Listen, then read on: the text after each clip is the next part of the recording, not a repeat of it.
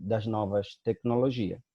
E queria convidar primeiro a todos e a todas a refletir um pouco com este pensador Ebernon, né, que diz que o professor deste século necessita compreender que existem novos desafios a serem alcançados, entre eles, identificar o colapso das velhas certezas, da docência obsoleta, orientada por paradigmas individualistas, centralistas e transmissor de verdades absolutas.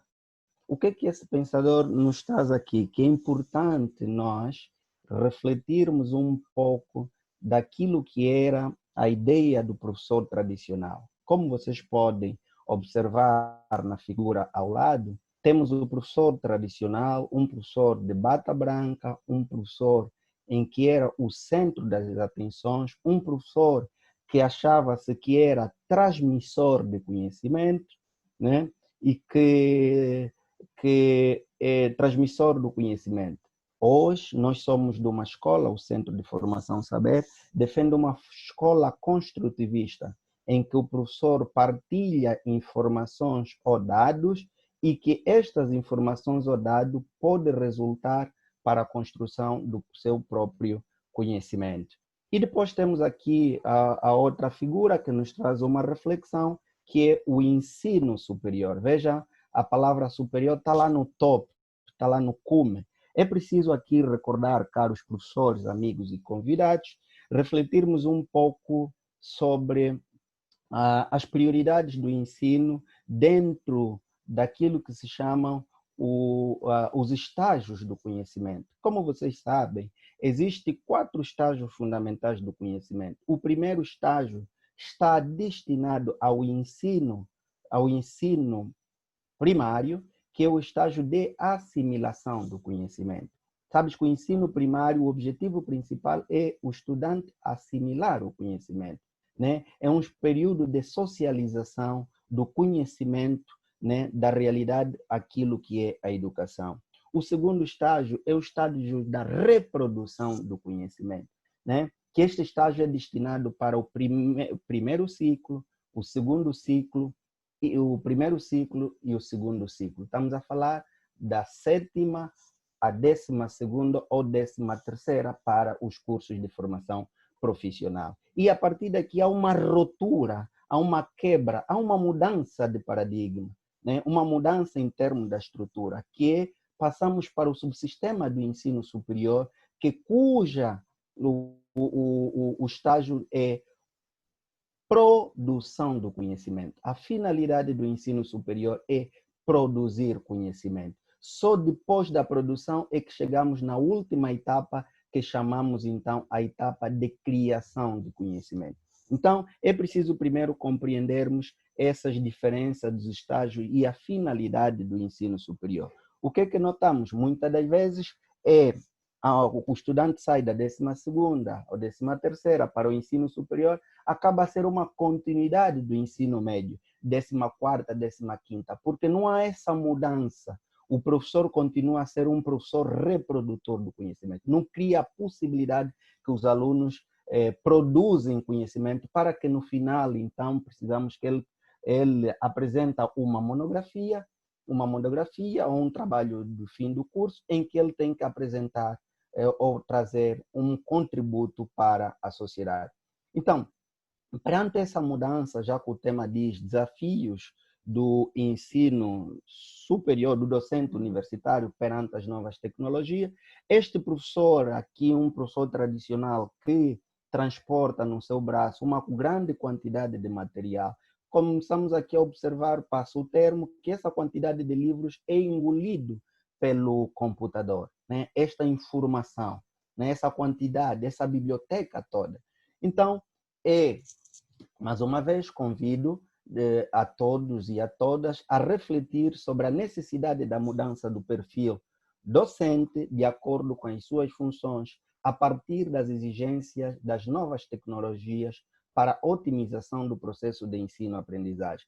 Como podemos observar, a construção do nosso objetivo, o que nós queremos fazer? Queremos refletir sobre a necessidade a partir então dessa exigência das novas tecnologias, para que esse processo seja otimizado, né? Seja otimizado. Então, antes fizemos mais ou menos aqui uma recolha dos principais problemas enfrentados pelos professores na aplicação das tecnologias na sua prática educacional. E aqui, o primeiro momento, começamos a observar insuficiente atualização, educação e formação sobre os temas referentes às tecnologias. A falta de infraestruturas, equipamentos e conexão à internet nas instituições de ensino superior. Desinteresse por razões econômicas, tempo ou ignorância do potencial das TICs na construção do conhecimento. Para começarmos então esse debate, convidaria aqui, com jeito de problematização inicial, refletirmos em três questões fundamentais. A primeira questão, como as funções do docente universitário se articulam e se integram no processo de ensino-aprendizagem. O que é que precisamos saber, fazer e como relacionar as ações do docente por meio das tecnologias? Qual é o perfil desejado do docente do século XXI que atua nos subsistemas do ensino superior? Deste modo, então, apresento aqui o nosso sumário que vai nos permitir guiar a nossa discussão. Num primeiro momento, vamos abordar sobre as funções do docente do ensino superior versus as suas tarefas.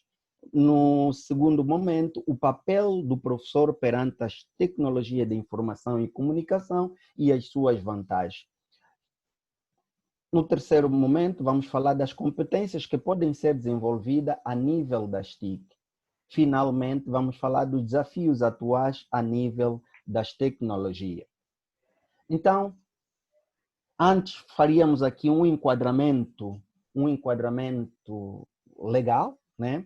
Que os desafios do docente do ensino superior não poderia fugir à regra daquilo que são as funções do corpo docente.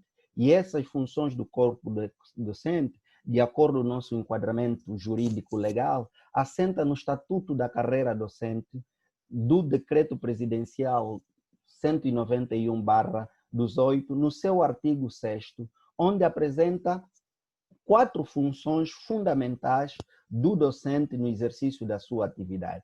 A primeira função tem a ver com a categoria de ensino, ou seja, prestar serviço docente. A segunda tem a ver com a investigação, onde o professor é levado a desenvolver trabalhos de investigação científica. A terceira categoria tem a ver com a gestão, ou seja, o professor deve contribuir para a gestão democrática. E aqui ressalta a gestão democrática. E a última categoria tem a ver com a extensão universitária, ou seja, aqui é na extensão universitária onde o professor vai socializar ou fazer a combinação entre o ensino e a investigação. Logo, o professor é chamado a desenvolver e participar nas atividades de extensão universitária. De acordo com a nossa realidade, essas duas últimas categorias, a gestão e a extensão, onde ainda temos maior debilidade. Não se reflete muito a questão, quer a nível da gestão dos processos, por isso é que temos dificuldade ainda da aplicação de forma concreta do decreto 90 de 2009 e a questão sobre a extensão universitária. Então, assim, convidaria os colegas a observarmos as tarefas do docente a nível do ensino superior. A primeira tarefa do docente a nível do ensino consiste na instrução, instruir. Isso é, quando o professor estamos a falar de instrução, estamos a falar de conhecimentos e habilidades. Só trabalhando a questão dos conhecimentos e habilidades, nos leva então à segunda categoria, que é educar, né? E quando estamos a falar de educar, estamos a atitudes e valor. Atitudes e valor. Esta educação vai poder, então, a combinação entre a instrução e a educação é que vai poder ajudar o estudante a desenvolver capacidades e competência. Essas capacidades e competências é que ele vai levar à intervenção que permita a transformação da realidade social. E essa transformação da realidade social, logo, vai permitir a resolução dos problemas da sociedade. Logo, a partir do ensino, o professor estará a resolver os problemas da sociedade. Então, existem 4 tarefas do docente a nível do ensino: instrução, educação, desenvolver e intervir. Estamos aqui diante de um novo ofício, na qual ser professor significa intervir na realidade social, fazer aprender, aprender a inovar, aprender a transformar, procurar reinventar esse novo estudante. Então, através do ensino, antes, outrora, só existia instrução, educação e o desenvolvimento. Mas, o professor, através da modificação de todos esses processos de ensino-aprendizagem, há sim uma intervenção. Essa intervenção é o novo ofício na qual o professor transforma a sociedade, transforma o indivíduo. A segunda categoria da função do ensino, a segunda categoria tem a ver com a categoria da investigação. Quais são, então, as tarefas do docente a nível da investigação? Tem 3 tarefas fundamentais. A primeira tarefa a nível da investigação é orientação de trabalhos acadêmicos. Quando estamos a falar de orientação de trabalhos acadêmicos, tem a ver com teses, dissertação, monografias. O segundo, publicação de trabalhos científicos. Aqui, quando falamos de publicação de trabalhos científicos, estamos a falar aqui de artigos, pôster, livros didáticos e livros científicos. A última tarefa do docente a nível da investigação tem a ver com a participação do docente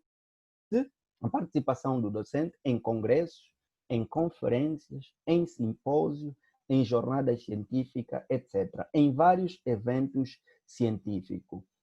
É importante aqui o grupo diferenciar que existe uma grande diferença entre trabalhos acadêmicos e trabalhos científicos. E aqui o decreto 191/18 no Estatuto da Carreira diferencia o que é um trabalho científico, o que é um trabalho acadêmico. O trabalho acadêmico tem a ver com o cumprimento do plano curricular.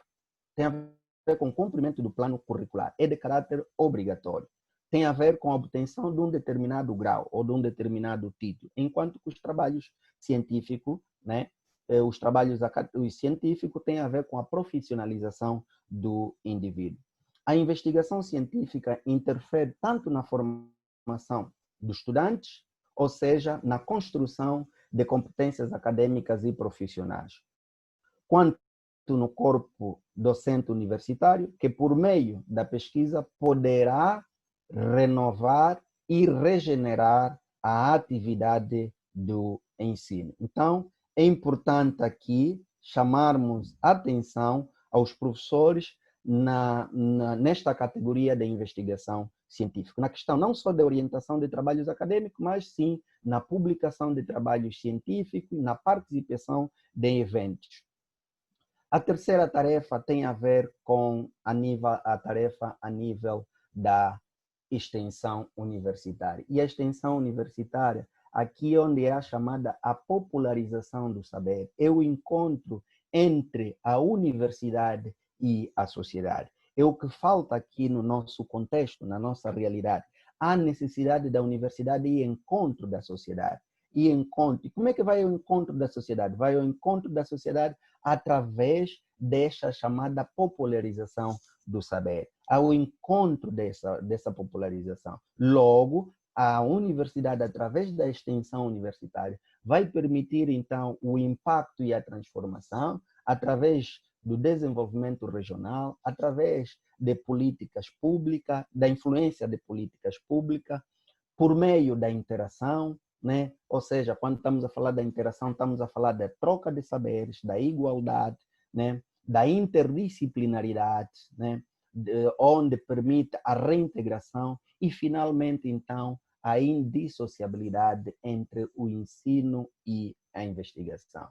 A extensão dá a oportunidade ao professor de reforçar que a sala de aula não é o único lugar para o ato de aprender, ocorrendo em qualquer espaço e momento, dentro, fora da universidade, a partir da interação de professores, estudantes e sociedade. Mais uma vez, chamamos aqui a atenção dessa necessidade dessa terceira função do docente, a função da extensão universitária. A última tem a ver com a questão das tarefas do docente a nível da gestão. E a nível da gestão tem 4 pilares fundamentais, 4 tarefas do professor. Primeiro, a questão da planificação e organização das suas atividades, a gestão estratégia é a liderança da equipa. Quando estamos a falar da planificação, estamos a falar da planificação a nível do ensino, a nível da investigação, a nível da extensão, a nível da gestão, a nível da internacionalização, a nível da inovação. É fundamental a questão da planificação e organização das atividades. Quando estamos a falar da gestão, estamos a falar a nível da gestão administrativa, política, pedagógica, criação de estratégias, etc, etc. Hoje, o docente universitário é cada vez mais um gestor administrativo, a progressão das aprendizagens, organizando a dirigir as diferentes situações, criando uma visão estratégica que atinge os interesses de todos no processo de garantia de qualidade. Prezados colegas, convidava então aqui a vermos alguma tendência, depois de vermos essas 4 funções do docente universitário, que apresenta grandes desafios para o docente universitário, traria aqui 2 posicionamentos, 2 tendências educacionais. A primeira tendência, que é a chamada tendência escola 1, que muitas das vezes falam escola tradicional. A segunda tem a ver com a escola 3.0, que é a chamada escola contemporânea. Então, a primeira tendência é importante que saímos de foco do ensino para um foco de aprendizagem. De um professor transmissor, um professor que transmite, para um professor mediador. Um estudante que reproduz para um estudante que constrói o conhecimento. Ou seja, o estudante é responsável pela construção do seu próprio conhecimento. Do aprender a memorizar para uma formação integral e multidisciplinar. Então, aqui falamos principalmente na escola contemporânea, que é a chamada, hoje muitos chamavam de aprendizagem significativa. Hoje agora estamos da aprendizagem relevante. De um currículo baseado em conteúdos conceituais para um currículo por competência. Hoje o currículo deve ser cada vez mais integrado. De um método único na escola tradicional, que era uma aula expositiva, para métodos diversificados e cooperativos. Ao entrarmos especificamente naquilo que é o nosso tema sobre o desafio do docente a nível da investigação, a nível do ensino aplicado às novas tecnologias, convidaria os colegas a refletir um pouco sobre a Lei número 17/16, onde apresento alguns objetivos gerais do subsistema do ensino superior. E aqui chamo a atenção a linha B, que um dos objetivos do subsistema do ensino superior é realizar a formação em estreita ligação com a investigação científica, orientada para a solução dos problemas locais e nacionais, inerente ao desenvolvimento do país e inserida nos processos de desenvolvimento da ciência, da técnica e da tecnologia. E aqui, a Lei 17/16 já nos chama a necessidade do uso da tecnologia para o desenvolvimento desse processo de ensino e aprendizagem. Ao mesmo, o artigo 80 também fala que todas as instituições do ensino superior têm a responsabilidade de contribuir para o fortalecimento da ciência, da técnica e da tecnologia. O decreto presidencial, que já falamos do Estatuto da Carreira Docente, o decreto 191/18, recomenda que para o exercício da atividade docente em instituições de ensino superior podem ser igualmente contratadas individualidades nacionais e estrangeiras de reconhecida competência científica e tecnológica. Significa que o professor do ensino superior deve ter competências tecnológicas, independentemente da competência científica, da competência pedagógica. É importante que esse professor tenha a chamada competência tecnológica. Então, aqui um professor deve dominar as tecnologias de ensino e aprendizagem. Logo, a sociedade do conhecimento exige um novo perfil do professor, um professor que seja comprometido com as transformações sociais e políticas, competente com as novas tecnologias educacionais, crítico com a postura e convicções nos seus valores, um professor aberto à mudança do século XXI, ao diálogo, à cooperação, exigente que ajuda os estudantes a avançarem de forma autônoma e interativa, promovendo a educação integral. Então, as TICs podem ter um impacto sobre o perfil dos professores pela reciclagem constante recebida via rede, via a todos esses processos, desde a busca da informação, desde o tratamento da informação e da divulgação da própria informação. Mas, a todo custo, existem barreiras comuns dentro do processo de ensino e a aprendizagem. Quais são essas barreiras? Essas barreiras têm a ver com a questão do tempo, né? Número 1, com a questão dos recursos, né? Com a questão do apoio educacional, né? Tem a ver com a questão do apoio educacional. Ou seja, o que nós queremos aqui chamar a atenção que o tempo, como podemos observar ali, é importante que o professor, né, tenha tempo para aprender e usar os software, tempo para planificar, tempo para trabalhar em conjunto com os outros professores. Relativamente, é necessário que o professor preocupe-se com a formação ligada às novas tecnologias, né?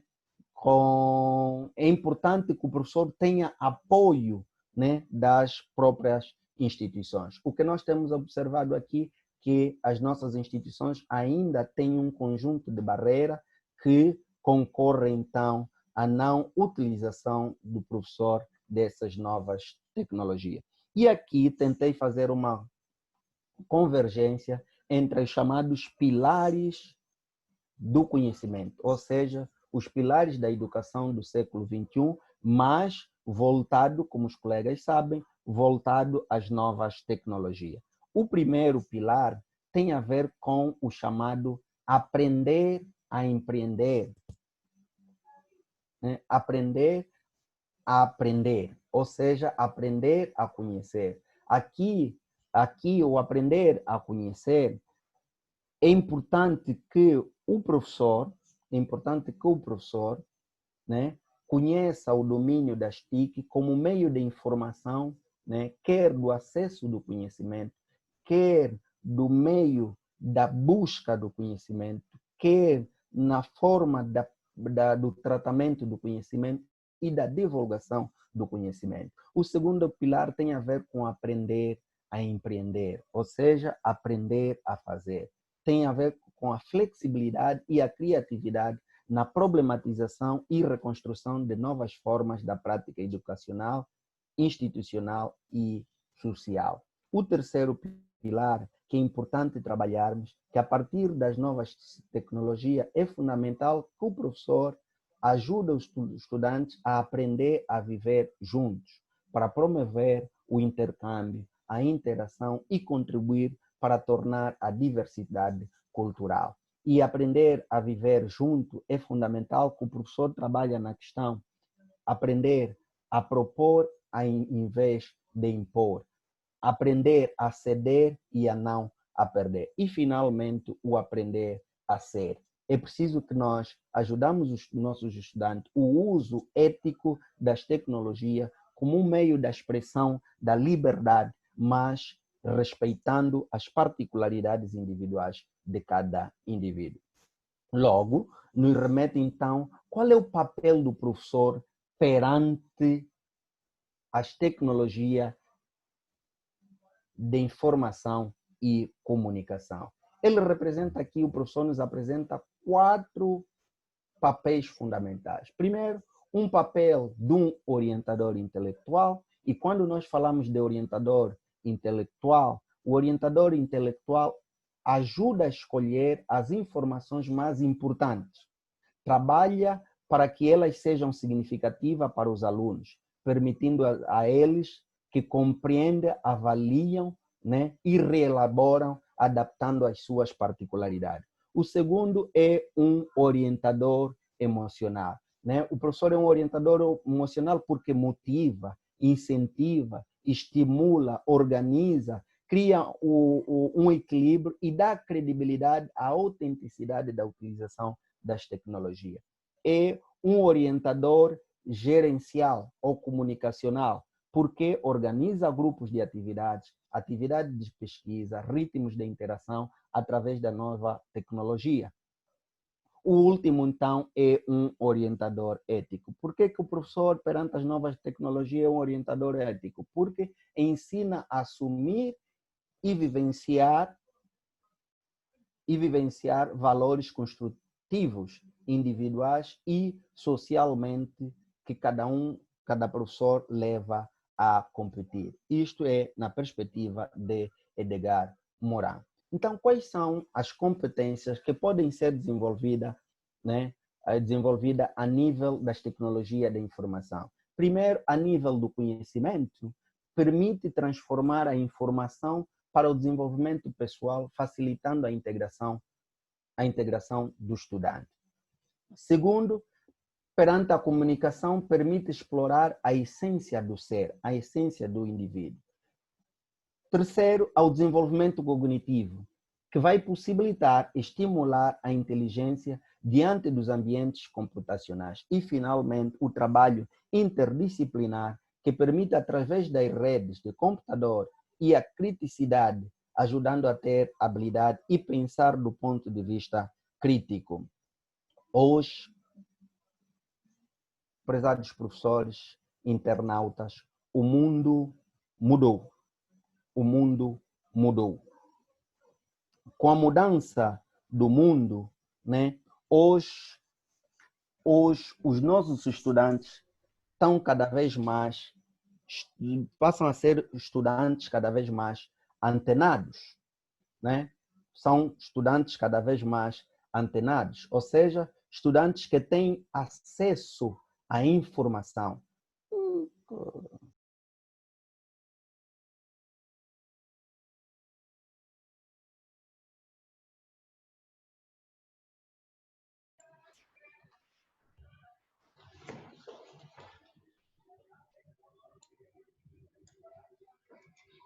Acho que tivemos um corte de energia com o professor Filho. Ah, ok. Aconteceu algo, né? Um corte de energia. Tivemos um corte de energia. Por isso é que ele saiu. Relativamente à internet, quando há cortes de energia, então nós perdemos o sinal. O senhor da IDEU percebeu que o mundo mudou? Deve ter percebido. Tem é que ter gerador. Deve ter percebido, ele deve estar já aí a ligar.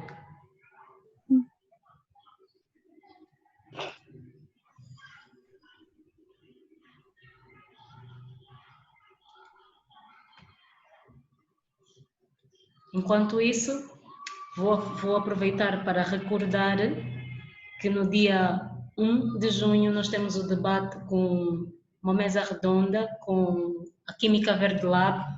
Muitos dos colegas que estão aqui conosco conhecem. Já o engenheiro Quilala já esteve conosco a apresentar o seu projeto da Química Verde Lab sobre o biofiltro. Agora estão a trabalhar também com álcool gel, a produção de sabão. Têm feito muito para contornar a situação da pandemia. Então nós vamos estar juntos no dia 1 às 17 horas, com transmissão direta no nosso Facebook. Desde já estender aqui o convite para todos vocês. Para quem não acompanhou a nossa atividade de ontem falamos sobre as reflexões do ensino da língua portuguesa em Angola. Temos aqui também professores que participaram na nossa mesa redonda ontem, o professor Araújo, o professor João Afonso, que deram o seu contributo, que têm trabalhado em prol do ensino da língua portuguesa em Angola. Teremos mais um desafio para tratar hoje estamos a falar do perfil do docente do ensino superior, relativamente às novas tecnologias. Dentro de dias vamos trabalhar sobre o perfil do professor de língua portuguesa em Angola. Então fica aqui o convite. Na próxima semana vamos fazer uma pausa nas nossas atividades, mas depois da próxima vem mais novidades. Estamos a trabalhar agora com uma colega também da Universidade Federal do Rio Grande do Sul, que vai nos presentear com uma comunicação em relação à educação à distância e modalidade semipresencial. Então vem aí muitas surpresas. Não sei se alguém tem alguma questão. O professor Filho já está aqui dentro conosco, a sua energia já se restabeleceu. Então ficam aqui os convites e eu então espero contar convosco. Tenho aqui o Garcia que quer fazer uma pergunta enquanto o professor Filho... Alô? Sim, professor Filho, estamos a ouvir. Ok, A infelizmente energia foi, não é? Já estive aqui a dizer que a energia foi. Tive aqui, infelizmente, um corte repentino, são essas barreiras da tecnologia. Exatamente. E, o colega Garcia, depois vamos passar a palavra, vamos então retomar com o professor Filho. A energia já se restabeleceu, ainda não nos conseguiu vencer, então vamos então... Estou a utilizar, estou a utilizar a partir do telefone, né? Mas daqui a nada vamos partilhar, mas podemos continuar com o nosso diálogo. Como dizia então, que hoje o mundo mudou, né? Não a partir de hoje o mundo mudou e que hoje o estudante universitário é um estudante cada vez mais antenado, né? Um estudante hoje que tem maior acesso à informação, né? Tem acesso à informação através de um conjunto de tecnologia que ele vai observar. E se o mundo mudou, então leva também com que há uma mudança da chamada da pirâmide, né? Há uma mudança da pirâmide.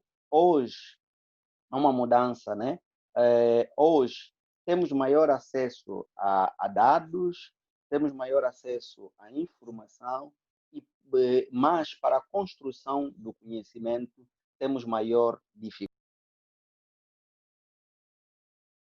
Temos novos valores, né? Novas literacia, né? O valor da informação é cada vez mais reduzida. Significa que é reduzida por quê? Porque temos maior acesso à informação. Logo, o valor do conhecimento é cada vez maior. E aqui chamo a atenção, prezados colegas, que o professor durante o dia não partilha conhecimento. O professor partilha dados ou informação. E que essas informações permitem, então, a construção, poderá permitir a construção do conhecimento do próprio estudante. Ou seja, o estudante é responsável pela construção do seu próprio conhecimento. Com a mudança dessa pirâmide, dessa inversão da pirâmide, em que a base é maior, os dados, a informação, né, e menos o conhecimento, há uma mudança também do ambiente de aprendizagem. Ou seja, saímos do ambiente presencial para que é o tradicional, para um ambiente contemporâneo, ou seja, um ambiente virtual. onde o ambiente tradicional, a sala de aula, o laboratório, a biblioteca, que é um espaço físico, passam para um ambiente de mobilidade, né? Passam para um ambiente de mobilidade. E quando falamos do ambiente de mobilidade, estamos a falar as redes sociais, as revistas eletrônicas, as chamadas BION, as chamadas bibliotecas online.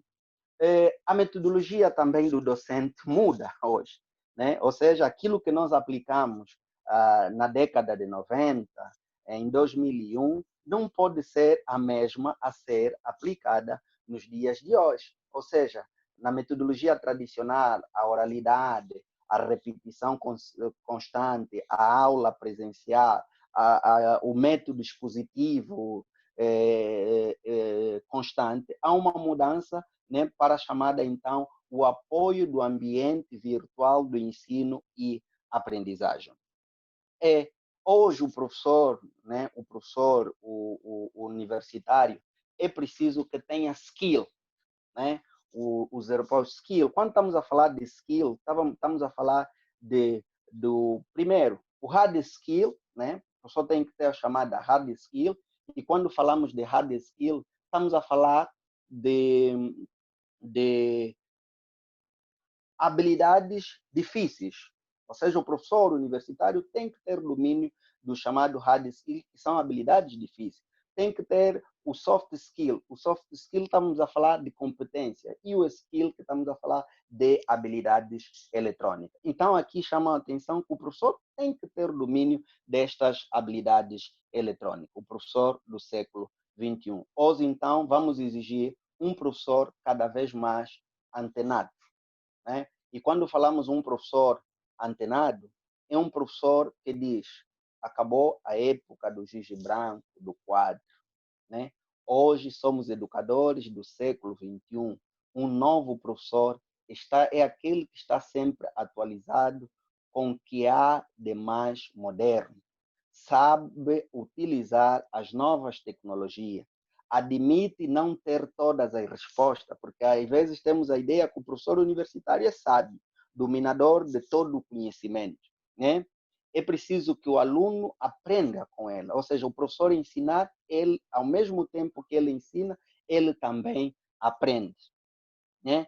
É um parceiro do aluno, tem o aluno como centro das suas atenções, continua a manter, então, essa autoridade sem ser autoritário. Parece um pleonasmo, né? O professor mantendo a autoridade sem ser autoritário. Hoje, então, tem vários desafios atuais do docente a nível da tecnologia, né? A nível da tecnologia. Ou seja, o professor deve assumir cada vez mais um papel criativo perante as tecnologias, com capacidade de pensar, de aprender a aprender e resolver os problemas, respondendo rapidamente às mudanças contínuas. Um outro desafio é que o professor deve participar em formações que possibilitam o estabelecimento de uma cultura tecnológica e gestão dos processos de aprendizagem. O professor deve adotar metodologias participativas, né, ou chamadas metodologias ativas, que permitem, então, a inserção das tecnologias no processo de ensino e aprendizagem. Deste modo, o professor vai atuar de forma crítica, né, com a tecnologia, e compreende a importância do uso em sua prática sistemática e pedagógica. Deste modo, o professor precisa ter domínio, né, sobre as várias ferramentas tecnológicas no meio educacional, em produção do conhecimento cada vez mais atrelado, né, ou seja, associado às novas tecnologias. Prezados colegas, para terminar, né, esta parte, recordo então aqui o pensamento de Paulo Freire, né, no seu livro A Pedagogia da Autonomia, onde ele apresenta dois aspectos fundamentais. O primeiro, não há docência sem discência, em que ensinar significa criar possibilidade para a produção ou construção do conhecimento, né? Ou seja, o estudante, o professor, né, vai criar apenas possibilidade para que esse conhecimento se construa, né? O segundo, ensinar exige rigorosidade metódica, ou seja, a relação entre o que lê e o que faz, entre a teoria e a prática, é necessário que não exista um distanciamento entre a teoria e a prática, né? Expressando a necessidade da organização intencional e estratégica do ensino. Logo, professores, é necessário que faça diferente, faça o seu estudante que seja diferente. E aí falo o estudante, é preciso que nós tiramos o estudante fora da caixa. Nós recebemos, às vezes, os nossos estudantes, né, como se fosse um presente, uma caixa, e não nós sabemos o que está dentro dessa caixa, né? Não sabemos o que está dentro dessa caixa. Mas para ele sair fora da caixa, é necessário que nós fizemos diferente, né? Dizia antes que hoje estamos na chamada sociedade, né? Estamos na sociedade da informação. O estudante tem acesso, tem o mundo na mão, mas para que ele proteja esse mundo, é preciso que ele seja diferente. Então temos que fazê-lo diferente. O aluno tem que ser diferente daquilo do estudante do ensino médio. Logo, é necessário que o professor inove, transforme, mude a sua vida. E como dizia os construtivistas, e aqui Piaget diz, que só há aprendizagem quando há transformação. E quando é que há transformação? Quando há mudança de comportamento. Mudança de comportamento na sua forma de ser, na sua forma de estar e na sua forma de fazer. Para terminar, tal como começamos, com um pensamento de Ibernaud, né? Trago aqui, então, um pensamento de um filósofo americano, John Dewey, que dizia o seguinte: que um professor tem 10 anos de experiência, será que tem mesmo 10 anos de experiência, turma? Ou tem um ano de experiência repetida 10 vezes? Repito, quando se diz que um professor tem 10 anos de experiência, será que tem 10 anos de experiência? Ou tem um ano de experiência repetida várias vezes? Se a nossa prática for a mesma, né, de 2007, que é o período em que entrei como docente universitário, repetindo os mesmos conteúdos, a mesma forma de atuação, os mesmos métodos expositivos, o mesmo método, as mesmas formas como um professor transmissor, não um professor que partilha conhecimento, então não tenho esses 10 anos de experiência, apenas tenho um ano de experiência que eu repeto 10 vezes. Essas, então, são as primeiras palavras. Muito obrigado pela atenção e estou disponível, né, às questões colocadas para os nossos colegas nessa sala híbrida. Obrigado. Muito obrigada, professor Filho, sempre muito metódico, e eu gosto dessa capacidade do professor Filho de resolver os problemas, apesar do corte de energia que teve, não terminou a sua aula, continuou com essa belíssima apresentação. Eu vou aproveitar a última chega que deu, que falou do professor que deve partilhar conhecimento, para fazer então uma pergunta que vem dos nossos colegas que nos acompanham pelo Facebook, que pergunta ao professor Filho como é que se explica o professor não só partilhar conhecimento, porque a ideia, penso que a ideia que o nosso colega tem é que o professor transmite ou transfere ou imputa conhecimento, e ele quer perceber então o que é que o professor quer dizer com partilhar conhecimento. Obrigada, professor Filho. Ok. Eu dizia o seguinte: hoje estamos na época contemporânea e demos conta que o professor não transmite conhecimento. Quando estamos a falar de transmissão, é como se fosse tirar de um sítio e depositar no outro, né? Era como muitas das vezes, temos aqui muitos colegas que passaram nas escolas de formação de professor, na construção do objetivo era incutir no aluno, né? Como se fosse colocar no aluno. Não. O estudante é responsável pela construção do seu próprio conhecimento. E aqui, por exemplo, o que eu estou a fazer, não estou a partilhar conhecimento, eu estou a partilhar informações ou dados que cada um de vocês aí é responsável pela construção deste mesmo conhecimento. Partilha conhecimento, partilha informações ou dados em que estas informações vão ajudar na construção de conhecimento, né? Repito, né? Estamos na ideia do construtivismo. O professor é a construção do seu próprio conhecimento. Muito obrigada, professor Filho. Eu vou passar então a palavra primeiro ao colega Garcia, aqui dentro da nossa sala de Zoom, que colocou a mão no ar para fazer então a sua pergunta. Colega Garcia, por favor. Pode ligar seu microfone.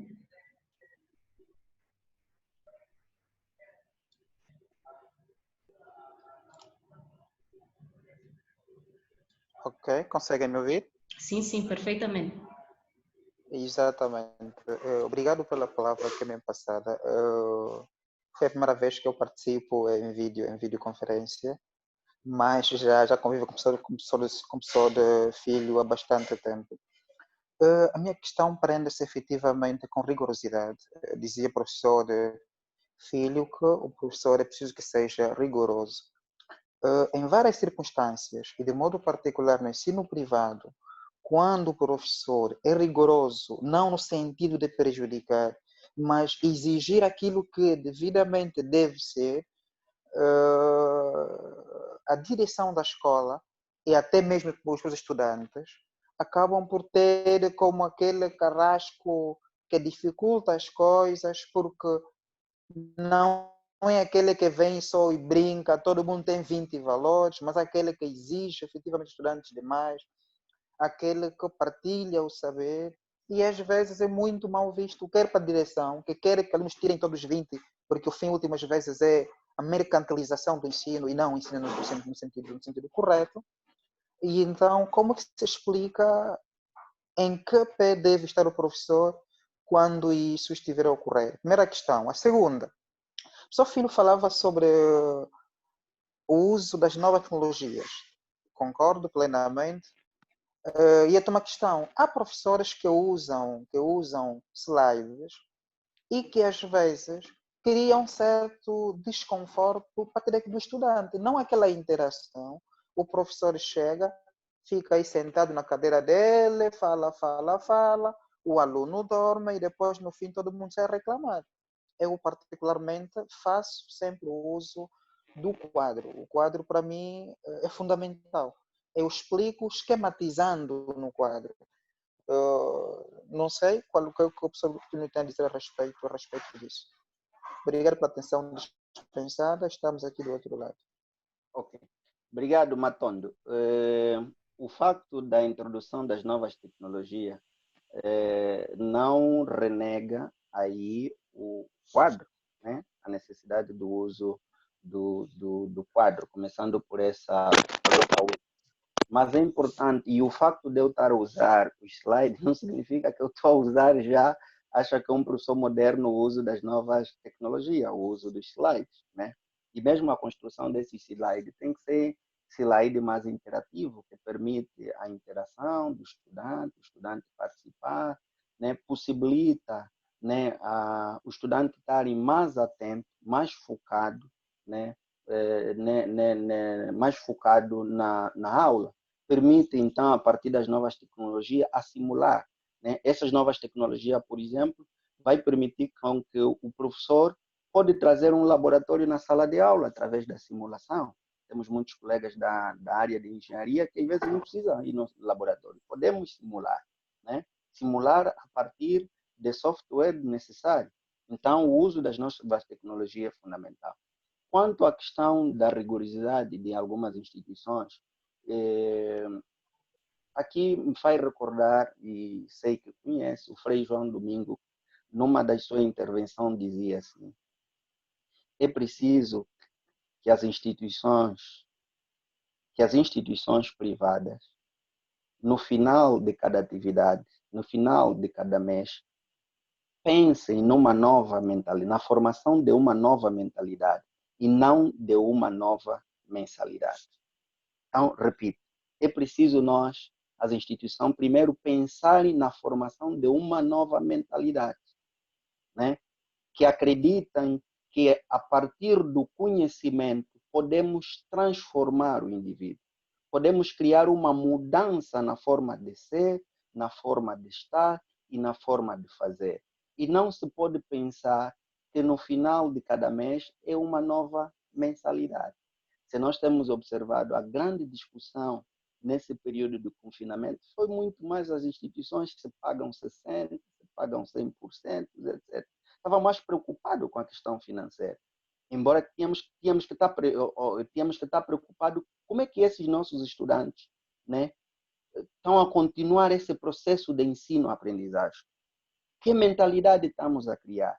Então, as instituições do ensino superior devem pensar, né, pensar na aprendizagem, não no ensino. Quando eu digo aqui pensar no ensino, muitas das vezes estamos preocupados no final e ficamos todos vaidosos na entrega de diploma, colocamos mais 500 licenciados, né?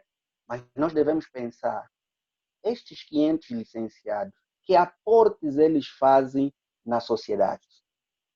O que é que eles vão trazer de novo na sociedade? Que mudança, né, nós criamos nesse estudante? Uma vez antes técnico médio, agora licenciados, né? Então é preciso pensarmos numa nova mentalidade e não numa nova mensalidade. E repito, o professor firme é que sabe aquilo que faz. Obrigado. Muito obrigada, professor Filho. Eu vou, mais uma vez, pedir aqui a compreensão dos colegas que se encontram aqui na sala para dar prioridade aos colegas que nos acompanham pelo Facebook. Tenho aqui duas questões. Vou fazer uma que vem dos nossos colegas que nos acompanham pelo Facebook. Depois vamos dar sequência, então, aos colegas que estão aqui dentro da nossa sala do Zoom. No Facebook temos uma pergunta para si, professor Filho, que diz assim: qual é a consequência da existência de professores sem domínio das TICs no mundo científico da atualidade? Ok. É interessante essa questão. Hoje, um professor que não tem domínio das novas tecnologias, aqueles que chamam analfabeto informacional. Como é que um professor, como é que ele vai à busca da informação, né?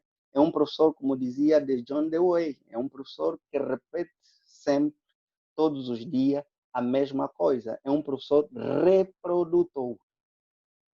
É um professor reprodutor de informações ou de dados, né? Não é um professor que ajuda ou que cria a possibilidade da produção do conhecimento. Como dizia antes, existem níveis de conhecimento. O primeiro nível é o nível da assimilação. O segundo é de reprodução. Eu dizia que o segundo nível é o nível para o primeiro ciclo, quer do primeiro ciclo do ensino secundário, o primeiro ciclo e o segundo ciclo do ensino secundário. Para a universidade, né, o nível, o estágio é de produção do conhecimento. Ou seja, o aluno deve produzir conhecimento, né, e que é a partir dessa produção que cria novo conhecimento. Então, quando um professor não tem domínio das novas tecnologias, é ainda um professor do século XX. E aqui recordo José Carlos Libânio, que dizia: nós todos somos produtos do século XX, né? Todos aqui que eu acho que nascemos no século XX, no século passado. Ensinamos conteúdo do século XIX a estudantes do século XXI. Há aqui um contraste, né? Há um grande contraste. Então, os professores, nós, enquanto docente universitário, devemos sim adaptar-nos às mudanças do século XXI. E uma das grandes mudanças do século XXI é o domínio das tecnologias.